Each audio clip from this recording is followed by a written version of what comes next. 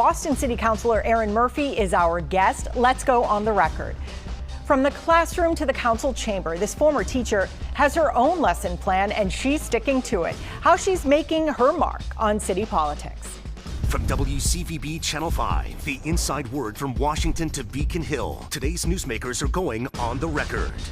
Welcome to OTR. I'm Charmin Sacchetti. Ed Harding is off this Sunday. Joining me here at the table is Boston City Councilor Erin Murphy. She is one of 4 at-large members of the council representing the entire city. Now in her second term, she was a teacher in the Boston Public Schools for more than 20 years. A native of Dorchester, she holds degrees from UMass Boston and Fitchburg State University. Thank you so much for being here. Oh, thank you. I'm so excited to be here to talk with you. Well, we want to start off, of course, the Boston Marathon is happening tomorrow. You have run this race. I have. You have. And you know how much the city went through during the bombings 10 years ago. This year marks 10 years. So for you, what does this mean? I started seeing yesterday out my office window at City Hall, the buzz. People are coming into the city. You know, we have millions of people come into the city. And I did. I ran it 3 years in a row. I ran it after the marathon bombing. I ran it to raise awareness and funds for the Gavin Foundation. I work closely with recovery and making sure we're fighting the stigma. And I had raised over $60,000. For me, it was life-changing. I was never a runner, but I joined the Dorchester Running Club, and shout out to Kathleen and Jen. They were my running coaches, and I just started out running around the block. Like, I ran down the street half mile, and then every week I just add a mile. And you know, I have family members who struggled through recovery, and the Gavin House, the Gavin Foundation was life-saving to me. So I thought, maybe I could give back, and I got a marathon bib and I ran, and I ran it 2 more times after and had run the Chicago. What you talk about a little bit of a buzz in the city right now. What's it like? Exciting. And it's also, of course, 10 years since that awful day. So it's exciting for the runners, but to never forget, you know, there'll be a wreath laying and a remembrance this weekend, I know, and 10 years ago, right? Martin and Lindsay and Crystal, and then a few days later, Sean Collier, the police officer at MIT. And a year later, Dennis Simmons. Yeah, Dennis, thank you. And so many people, and not just the physical harm that was caused, the trauma that so many people still have is just heartbreaking. But we came together, right? Boston strong, and we were resilient. And I know we're a strong city, and thinking back of how we, you know, helped each other and, you know, stepped up and did the right thing and looked out for each other, and we supported our first responders who had, you know, stepped right in, didn't think twice about saving lives that day and in the days to come. All right, I know I asked you about Heartbreak Hill. You called it heartbreaking, yeah, but you made it heartbreaking. You made it through. Yeah, I did. Yes. All right, you always do. You don't start the marathon to not finish. All right, and you did. So I do want to talk about school safety. Let's move to that. You are a former teacher, 2 decades in the classroom. Boston Police Commissioner Michael Cox, he joined us last Sunday on OTR. He does support a strong relationship between the schools and the police. He says the issue of metal detectors is up to the schools. We do see safety issues regularly, and I know you've been out front on that.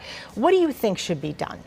Absolutely. Thank you for that question. So being a mom, and my kids have already gone through the school system, but as a teacher, like you mentioned, for over 2 decades, I know firsthand that we need safe schools and a safe culture in our schools. But I want to be clear that the Boston Police are in the business of public safety, and the Boston Public Schools are in the business of educating our children. Neither one wants to do each other's job. But when, and it doesn't happen often, but when it does, it's scary. When an event or an incident happens at a school, we need to make sure those relationships, which had been broken down in the past administration with the school's past superintendent, that we need to have those relationships so that principals, teachers, administrators don't feel like they can't call 911 when needed. There is this misconception that we want the police to be part of the day-to-day, you know, discipline of a school or a school culture, which is absolutely not something that they should be part of, nor do they want to be. We have to have stronger social emotional supports and, you know, wraparound services for our students. But the police, Commissioner Cox and I know our new superintendent, Mary Skipper, are working together. And when it comes to metal detectors, there have been incidents, unfortunately, where as young as 1st grade, kids are bringing weapons into school.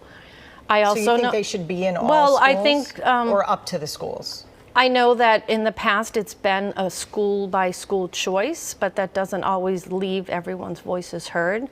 So I know that I'm having a hearing, and I think it's May 5th, along with some of my colleagues to address this and talk to the superintendent, because there is technology out there with school safety. And the pushback I hear from some people is that it feels like it's a prison, and there is technology where they can put metal detectors in door jambs and others. So I'm open to that discussion, but I do think that every school should have safety. And I do also know that there are many windows and doors that aren't safe in our buildings, so the front door is not the only way kids can. What about resource officers? Should every school have a resource officer? There's been some pushback Absolutely, on the council for because I mean, we gave them a different name and a different job description, but at the end of the day, they have relationships with the students, and I think they're a positive asset to the schools, like our community policing offices are. We have to really open up that conversation again and have those strong relationships. All right, I want to turn to the council. You were one of only 2 votes against Mayor Wu's plan to bring back rent control. Yes, I was. Now, it still needs the approval of Beacon Hill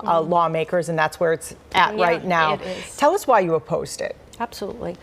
So I'll start off by saying I am a renter, and my young adult children we talk often about how it's so expensive to live in the city, and will they be that first generation in our family where they can't afford it. So absolutely have conversations and work. Lots of policy we're doing in this current budget that we're going to work through has hundreds of millions of dollars to really look at affordable housing and what that means. I think we need to build. Why did you oppose it? Because I don't think that is a tool. Adding another level of bureaucracy to the housing crisis, I don't think is going to fix the fact that many of our working class families, we have housing for very poor, and of course if you're very rich you can afford housing.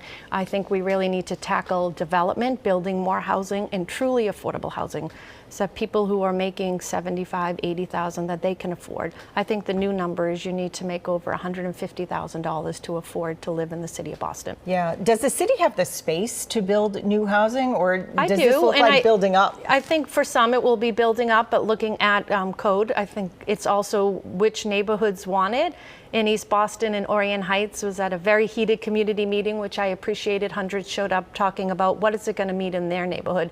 It could be 1 families or 2 families, but it's going to have to be another relationship like the school safety and Commissioner Cox. It's going to be Jemison, our new planning director, and communities talking about what they want to see in the zoning code to see what can be built. All right. Well, tensions were also running high last week during a council hearing on redistricting. Why do you think you're getting such pushback on calls for transparency? Yeah.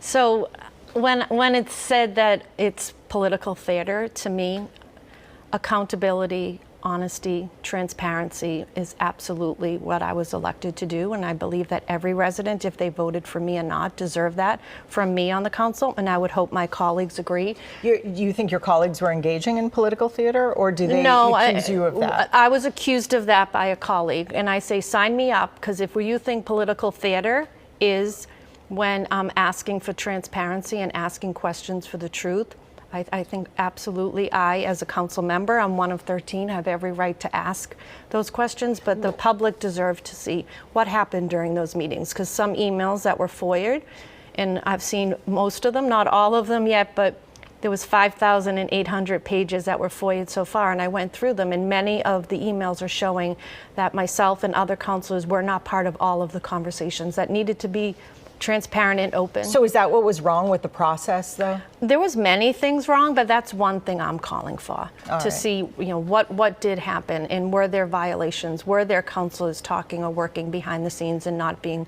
open with all of us.